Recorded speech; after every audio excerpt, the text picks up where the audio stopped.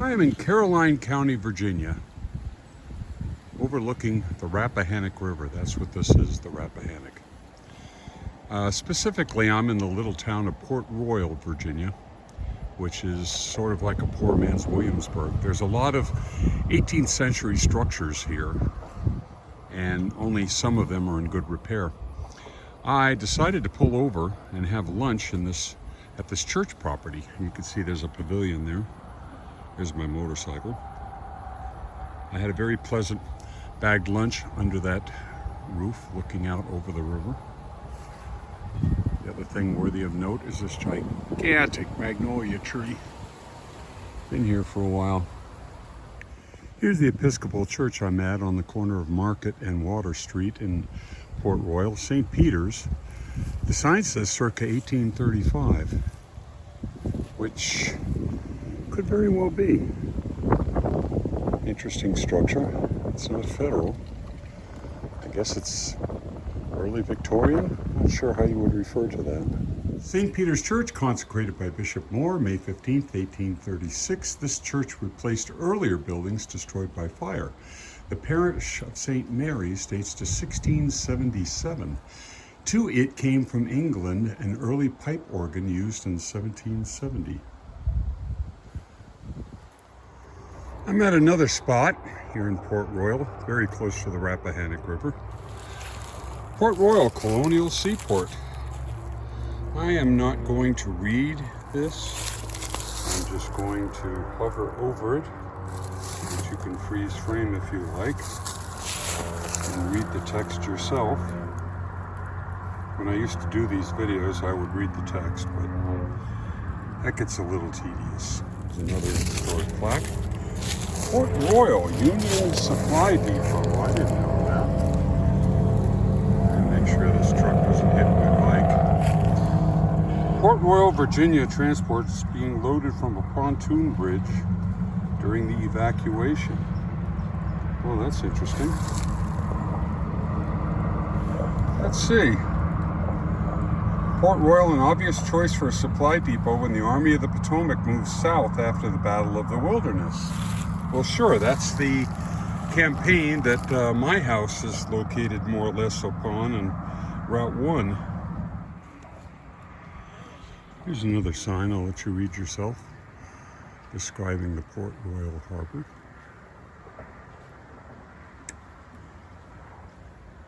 I wonder if that's Riverview. Maybe, maybe not. Anyway, I am now on the Rappahannock River. Some people are fishing. Across the river is the other county. I think it's King George. I'm on the Caroline County side. The mighty Rappahannock.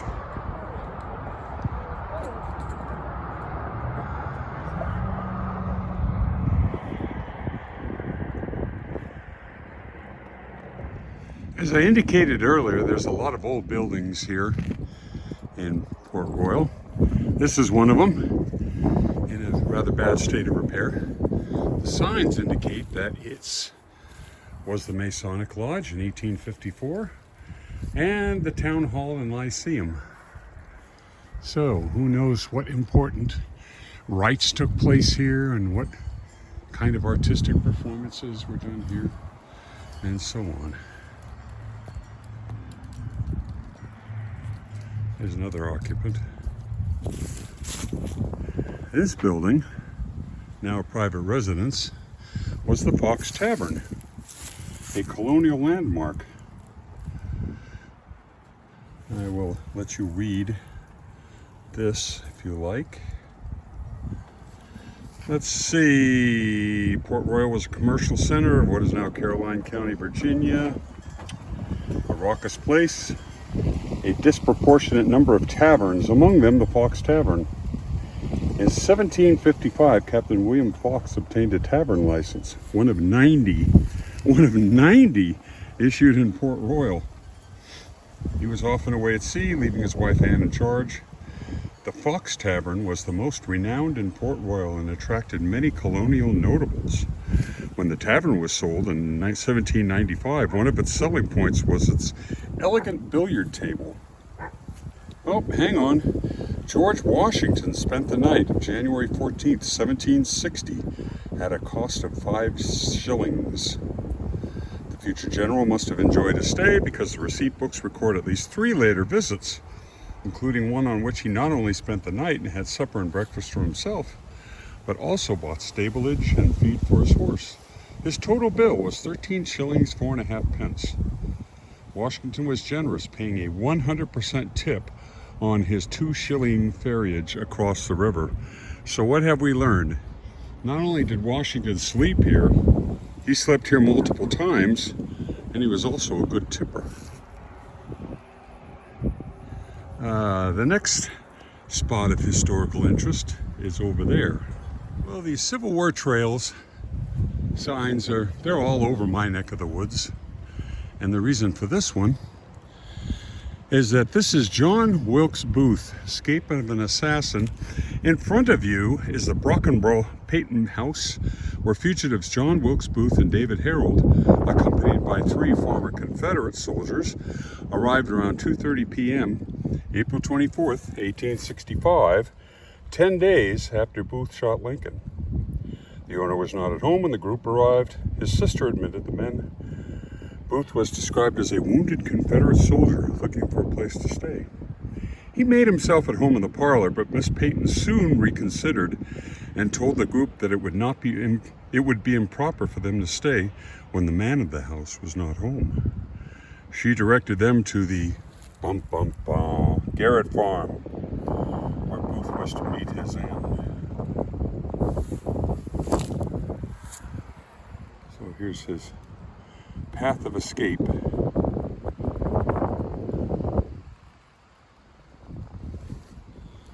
And you are here, and the Garrett Farm is there. Beautiful downtown Port Royal. There's a couple more of these old homes in various states of repair. I'm guessing Colonial Williamsburg must have looked like this at one point. And then a wealthy man dumped a whole lot of money into it. There's a sign here that indicates the Brockenbrough House was built in 1765. And here's another one of Port Royal's many taverns. This one dates from 1750, according to the sign. It needs some restoration work, obviously. I just can't imagine 90 taverns in a place this small. Can that actually be true? Here's the intersection of Middle and King Street in Port Royal. Museum of Medicine, that building dates from 1851. We have this building, Tenant, 1790.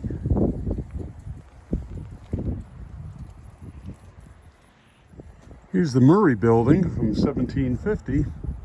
Is there such thing as a Port Royal flag? Yes, there is. And here it is. Let's see. The motto here is "Behold us rising." 1744.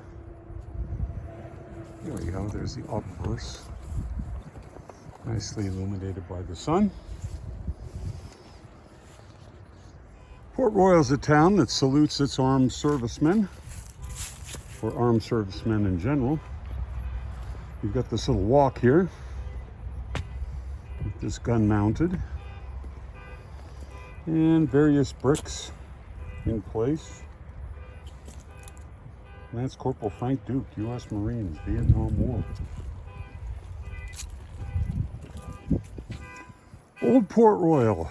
The town was established in 1744 and was one of the principal shipping points on the Rappahannock River in colonial times. In December 1862, Burnside, commanding the Army of the Potomac, considered crossing the river here, but finally moved up to Fredericksburg. Union gunboats attempting to pass up the river at that time were driven back by Daniel Harvey Hill. And the car's horn is just going on. This is a library.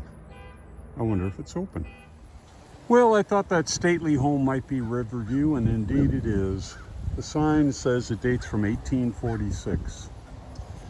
And here's a plaque talking about the earliest inhabitants, Native Americans. Based on artifacts excavated in and around Port Royal, archaeologists estimate the area was inhabited as early as 11,000 years ago. At the time the English arrived, the area was occupied by tribes united in a confederacy ruled by Powhatan. The Port Royal area was claimed by about 400 to 600 members of the Nantuckakund tribe, one member of the confederacy. The tribe called the river Rappahannock, meaning alternating stream, in recognition of the ebb and flow of a tidal river. John Smith mapped it in 1608. And white men began to settle in the area in about 1650. The settlers were led by Colonel John Catlett, who was killed in a raid in 1670. By 1700, few Native Americans remained, but their heritage lives on in the names they bequeathed and the countless artifacts they left.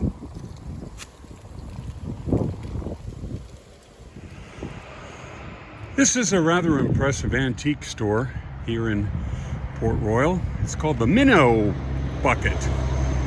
The Minnow Bucket Antiques. Last time I came here, I told myself that I would spend some more time. There's a room at the end where they have a whole lot of records, vinyl records. And I thought I'd go in there and get a better idea of what they have for sale. This is the Minnow Bucket's records room. Well, in comic books. Wow. That looks like something I'd recognize from my youth. Anyway, I want to look through all these records and see what they've got. This will take me a while. I know for a fact they have a lot of Statler Brothers albums because I saw that last time I was here. Oh look, a collection of 8-track tapes. Interesting collection of things. The Osmond Brothers and the Osborne Brothers and the Little Brown Gal. Not to mention the Banzo Bonanza. Anyway, let's take a look. Okay, the question arises, out of all these albums, have I found any that my parents had? Oh yes. Engelbert Humperdinck, that was Mom's. Tom Jones, that was Mom's. The Brothers Four, I like the song Superman on that. I remember this weird Jonathan Winters cover very well. Mom bought Jim Neighbors. We had Mahalia Jackson. We had this weird organ Christmas music. Boy, do I remember this one. Even as a small child, I recall thinking, wow, that is some figure. Anyway, I also like the way the album has this front and back thing. Ole Alali. My dad had this. My dad bought that. Mom bought this. I never promised you a rose garden. Dad had that. Dad bought this one. There's that guy again. We also had that one. Not quite the same photo session, but the same idea. Mom had this horrible album. Mom had this. Mom had this Engelbert Humperdinck. In fact, she had a ton of them, including this one. Oh, I remember this one, Up and Away, the Johnny Mann Singers. Oh, somebody bought that. It was horrible. And Big Band, from whence I got to like big band music, especially this one. I knew most of these songs. I played this album a lot when I was in junior high school.